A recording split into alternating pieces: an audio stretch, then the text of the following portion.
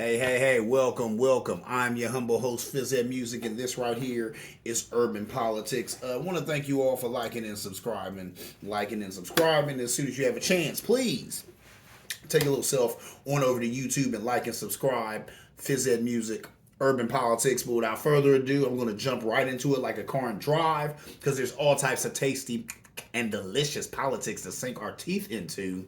Let me get right into it. Delicious meal. Hold up. First of all, this is urban politics, but I like to deal with a little pop culture and such and things like that, right? So sometimes we talk about people into pop culture, and sometimes they put their foot in their mouth and say stuff they shouldn't say. So that happened to Mrs. Kim Kardashian. She gets a little flack for saying that women just need to get up and work.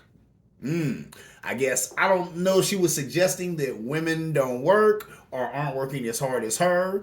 Now, a friend of mine was saying that. He was saying this is something you always hear from all women, saying that women are always complaining about this and about that, and just, girl, you just need to work. You just need, and that's what she said. You need to surround yourself around people who are willing to work hard and just shut, up and just do the work. Get up off your ass and do the work, right? And that's cool, but then in saying that, she's acting as though she's the only woman that's working hard, or that other women aren't working hard and not necessarily having the return that she's had, and she's discounting a lot of her ultra rich, ultra famous connections, like her two famous dads. Number one, her famous, her dad right now, you know what I'm saying, Mr. Jenner, call him Kate. Come on, man. This guy was an Olympian. He had plenty of money, plenty of connections, plenty of resources. You think she didn't benefit from all of that? Her biological father was one of the lawyers who helped OJ get his freedom. You think she didn't have connections behind that? So it's like for her to sit there and talk about how women need to stop complaining and just do the work. It's like, nah, women do have things to complain about, right? You know what I'm saying?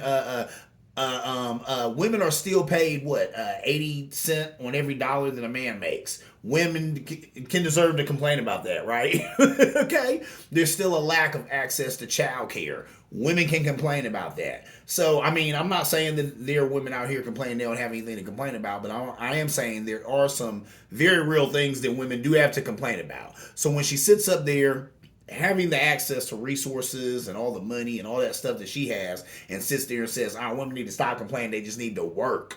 Just do the work. Well, Playgirl, there are women doing the work, okay? They're not having a return on their work like you because they're not made of money, They didn't have two famous fathers, right? So she probably needs to check herself before she wreck herself on that. You can't go painting people with that broad brush because Miss Kardashian, you have lived a charmed life, which, a lot of women have not lived. A lot of people do not have access to the things you have access to or have had access to, do not have the resources that you have and have had. So, take all those things into account when you're throwing those critiques out there because people are going to get upset when you say things like that coming from where you come from, right? Anyway, moving on, let's deal with something that was huge in the news. When I heard about it, my heart was lightened. You know what I'm saying? I was heartened as far as it goes thinking about America and things that we need to do around here. They passed the anti-lynching bill. What? I ain't gonna lie. I thought it would never happen.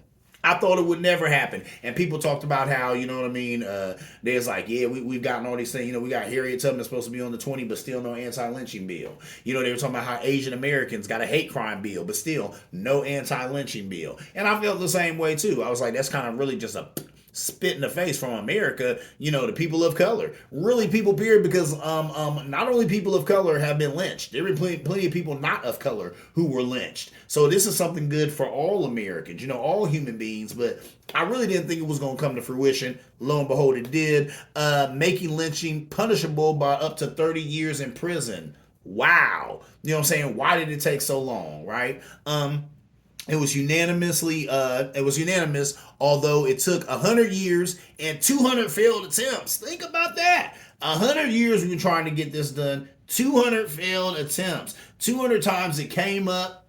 Legislation that should be passed, needs to get passed, did not get passed. And the filibuster, I guess, I'm sure was used a few times to kill this legislation, which is interesting. You know what I'm saying? But it finally passed. Now, it did pass in the dead of night. In a dark room with the doors closed. It unanimously passed. And that's sad too. Why is it like when they talked about that in the article that I read, a couple articles that I read, that's what it said. It passed in the dark of night. Quietly. Why? Why? Anti-lynching legislation is bipartisan. Why did it have to pass quietly in the middle of the night? Why did you have people who didn't want to go on record as voting to say that lynching is bad? That should give us all pause right there. But it is what it is. At least it you know what I'm saying? It came to fruition, like I said, you know what I'm saying, and it got done. But it's just the fact that you think that most people would be proud to put their names on this legislation. Lynching is bad. That is not something that human beings should be doing to other human beings. Yet we had some congressmen and women who weren't necessarily comfortable doing this in the light of day. Ask yourself what's up with that. Anyway, the whole name of the bill is the Emmett Till Anti-Lynching Act. I give that a chef's kiss. That is so appropriate. That young man, if you don't know Emmett Till, he's a 14-year-old boy who was lynched while visiting family in Mississippi. And that was a horrible event. That was a sad event. That was a tragic piece of American history. And his mother, of course, she had the option for a closed casket or an open casket. She had an open casket. She had an open casket because that woman wanted to share her pain with the world. And that's what she went on record as saying. She said, because I want to show everybody what they did to my boy. Because if they do this to my child, they'll do it to yours. She said they'll do it to yours. That's profound. And that's something for a mom to take something so painful and so personal and share it with the world. But if she didn't, we wouldn't even be here where we are right now, ladies and gentlemen.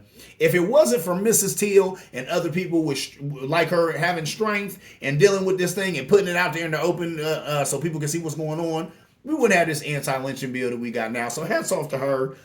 You know what I'm saying? It was named the Emmett Till Anti-Lynching Act. That's super appropriate. You know what I'm saying? So that's just I like to see things like that. Once again, like I said, it gives me a little bit of faith in America when finally we do the right thing, right? The Equal Justice Initiative documented 4,081 lynchings in 12 states, most of them southern states. Big surprise, of lynching from 1877 to 1950. What? That's a whole lot of people hanging from trees, ladies and gentlemen. You know what I'm saying? So, and this went down in southern states, but you can, do your Googles on this. Not all people who got lynched were black or people of color. You know, there were plenty of white folk who got lynched too. So it's never a good thing. You know what I'm saying? So like I said, this bill is helping all Americans, but it's definitely paramount for people of color because we know the racial implications behind lynching people and ropes and hanging people from trees and all of that stuff. So that is what it is.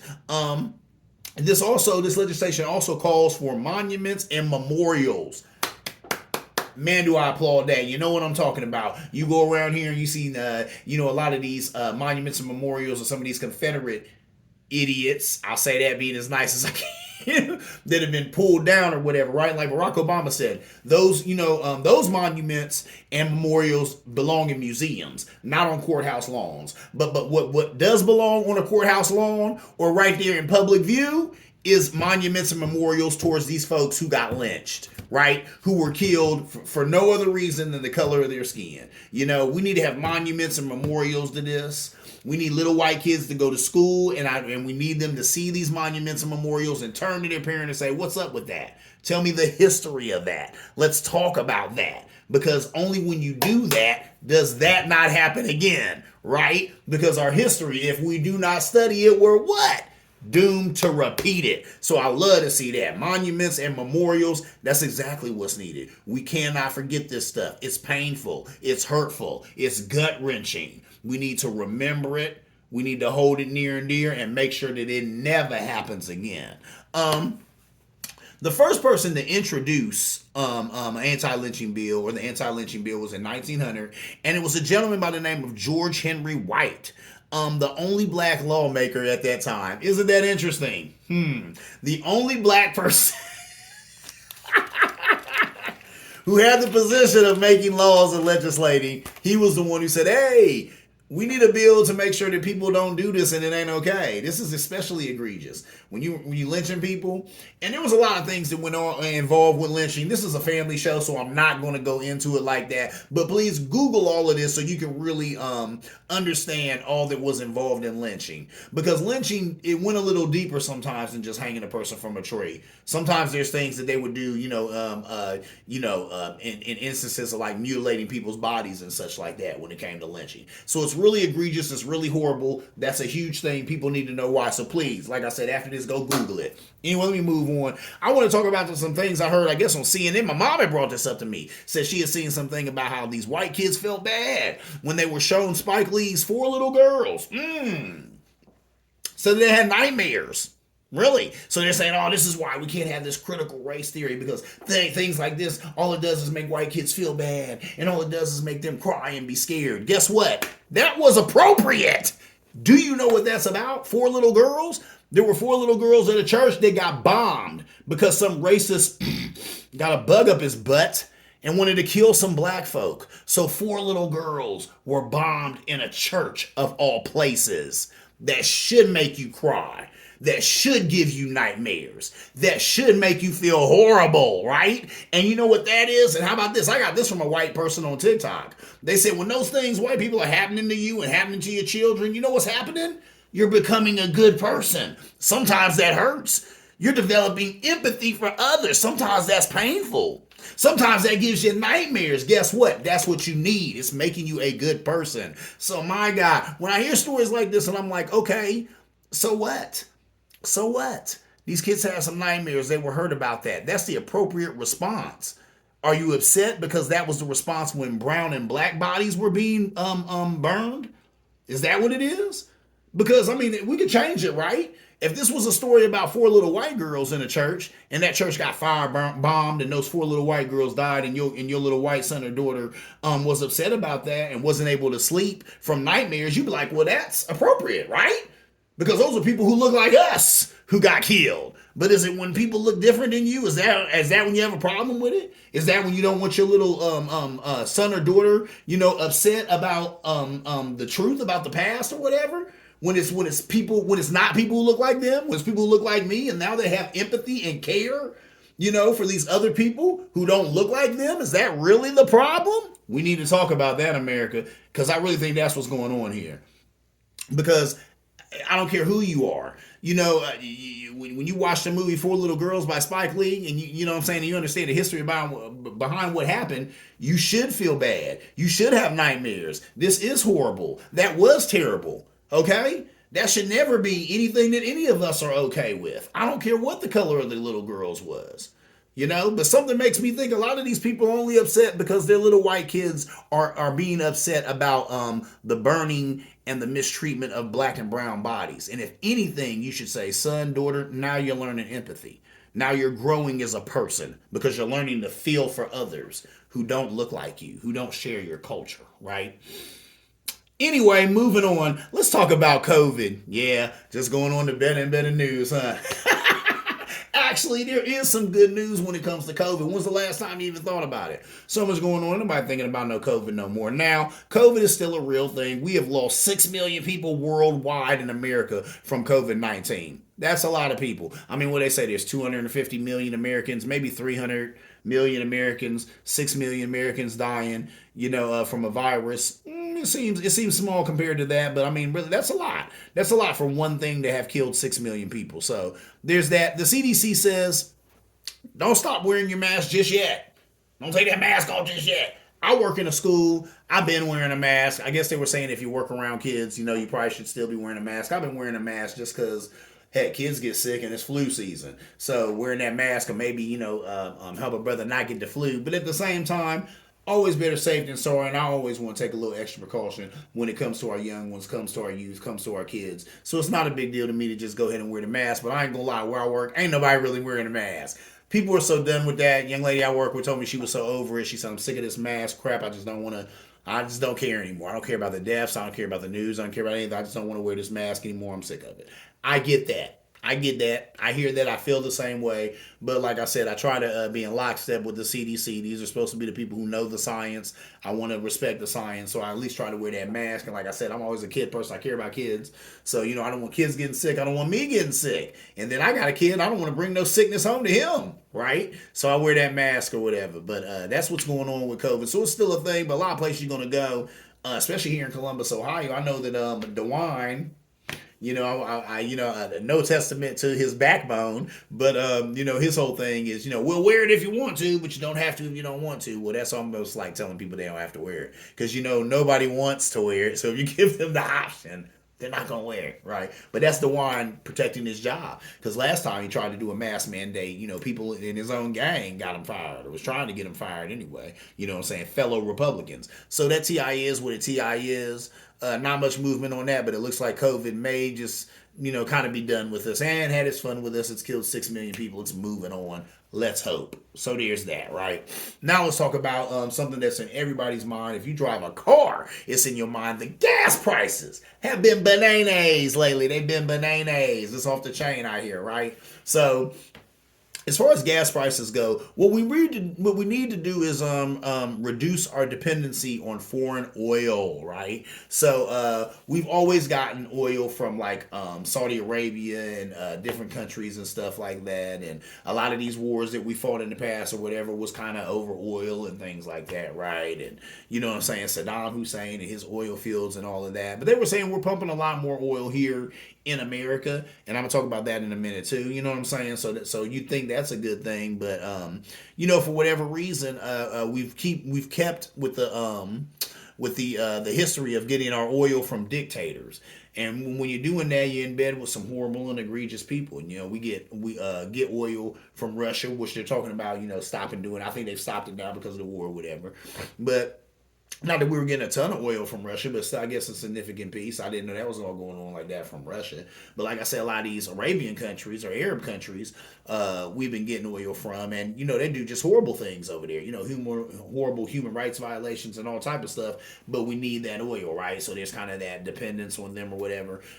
We've increased pumping here in America. And they were saying that currently there are 9,173 approved and available permits to drill on federal and Indian land. Wow. I don't love hearing that. Wow, drilling on Indian land. But it is what it is. The fact that there's 9,173 of these permits, I'm like, so what are these oil companies doing? But then they were saying that there's a whole lot of reasons that oil companies don't necessarily act on these permits. I guess a lot of them will get these permits, so they own this land, but they won't necessarily go drilling on it or do anything like that. The one article I read was saying that a lot of them do it just to spook other oil companies, let them know, hey, I got all this land, I can drill whenever I want to, even if I'm not really going to. Then they were saying that a lot of them get this land or whatever, and they don't necessarily want to start trying to drill over there because they said there's a lot into it. You got to buy the equipment. You have to ensure that there's even oil on that land, so that's a whole lot of testing and digging and all this other crap before you can ensure the equipment is going to take to extract this oil, because these things are very expensive and hard to do. All of that to me sounds like a whole bunch of oil company gobbledygook. They ain't doing nothing because they make it out like bandits right now, right? I tell people all the time that the president has nothing to do with gas and oil prices. It's all about oil speculators. And oil speculators do just that. They speculate. You can speculate. I call it speculating. They speculating on all types of things, So they're saying that, a barrel of oil is $50 today. And we think it might be $100 tomorrow. So we're going to charge you like it's going to be that $100 tomorrow. We don't know that, but we're just speculating that it's going to be $100 tomorrow. See what I'm saying? So that's the reason why your gas prices are high. It ain't got nothing to do with Joe Biden. It ain't got nothing to do with this war. It's got to do with oil companies and gas companies being greedy and having record profits, and nobody in government wanting to stop them because a lot of them get money off of it too. There it is. So that's what it is. And that's just how it's going to be. It's not going to stop. So, you know what I'm saying? Which is sad to say, because when you see some of these gas prices, like I said, it's just crazy. I've seen gas prices as high as $4 a gallon. Well, here in Columbus, it's $4 a gallon pretty much, right? I've seen some places $5 a gallon. I seen somewhere on the news, it might have been in California, something like that, $6.99 a gallon. Come on, man, gas $6.99 a gallon. I'm just walking everywhere. You know what I'm saying? Or so I'm taking the bus everywhere, taking the bus everywhere, because that's just ridiculous. You know what I'm saying? But Yeah, that's what's going on right there. You got gas and oil companies having a real good time with the American populace right now, charging whatever they want because we have a feckless Congress, and we have a Congress that's also in on the grift because a lot of them get these, checks from oil lobbyists and gas lobbyists, right? So there it is. Anyway, moving on. Let's talk about Russia. And when it comes to Russia, of course, people know how Russia is invading Ukraine and everybody's mad at Russia for that, right? But when it comes to Russia, people need to understand support the people, blame the government, right? Support the people, blame the government. You could be mad at what Russia's doing, be mad at Putin, right? Be mad at the oligarchs, be mad at Putin's inner circle. But the regular people from Russia and just regular Russians, how about this? A lot of them don't even know the depth of what's going on, right? Because this is a dictatorship and he controls everything that they see and hear on their news and media and all of that stuff. So there's that. And then number two, these are just regular people. You know what I'm saying? And they don't have anything to do with what their government's doing, right? They were talking about how, tons of companies are already leaving Russia. You know what I'm saying? So you got McDonald's, gone. Starbucks, gone. Coca-Cola, gone. Bumble, the app. What? That's an app for singles. Gone. Even so, you know what I'm saying? All the good entertainment and good eats leaving Russia. So there's that. You know what I'm saying? Then you got the Russian House restaurant in DC. You know what I'm saying? Vandalized. Russian restaurants losing business. That is ridiculous. People pouring out Russian vodka. Why would you do that? Listen, there's a liquor store around the way that I get alcohol from. I'm still going to get alcohol from them. They don't have anything to do with, Russia invading Ukraine. They don't have anything to do with that. Do you think that these regular people dictate the moves of Russia? I've already talked ad nauseum on this show about how Vladimir Putin is a dictator, and a strong-arm dictator. Ain't nobody running anything over there but him. So how are you going to be mad at the people when their government's doing things, right? That's kind of like people being mad at Americans, right? When America goes in and takes over, different places in the name of democracy, right? Or protecting American interests. Should they be mad at all of us? Should they boycott all of us or whatever? And then never, because they already know. They already know our government does all types of stuff that we don't like. The only difference is here in this country, we can say that. We do have that freedom of speech. We say, the government did this. Here's why I don't like it. Here's why I don't like the government.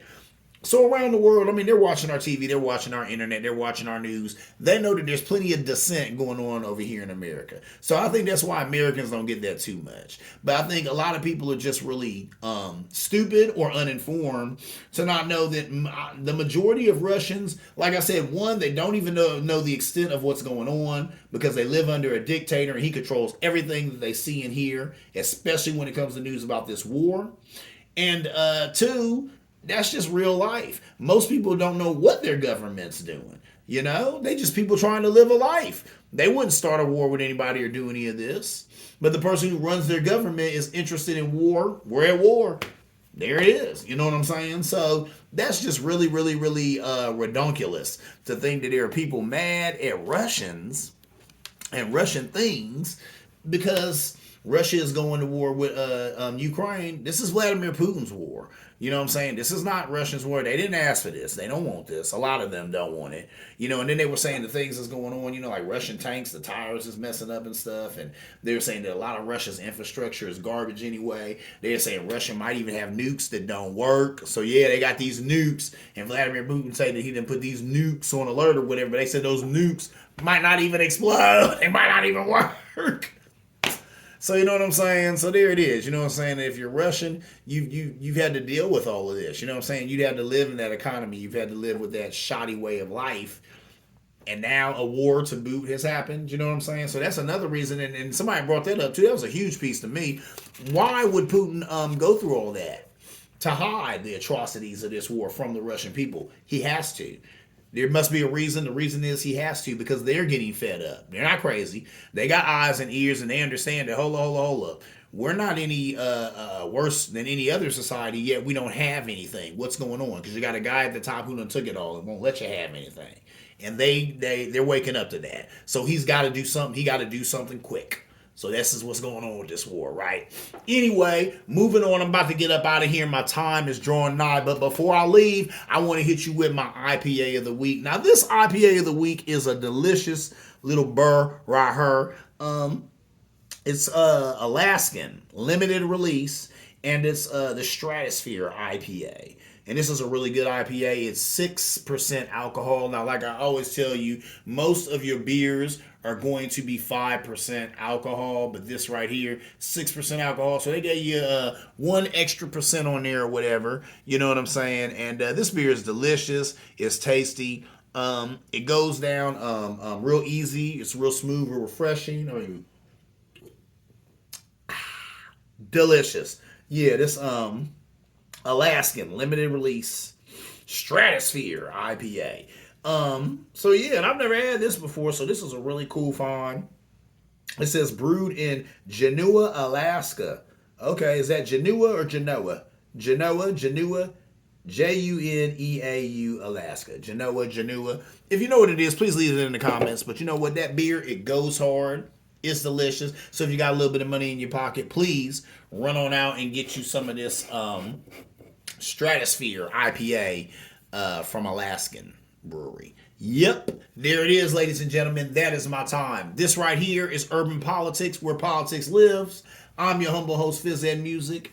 If you enjoy what you're watching, please like and subscribe. And as always, see you around like a donut.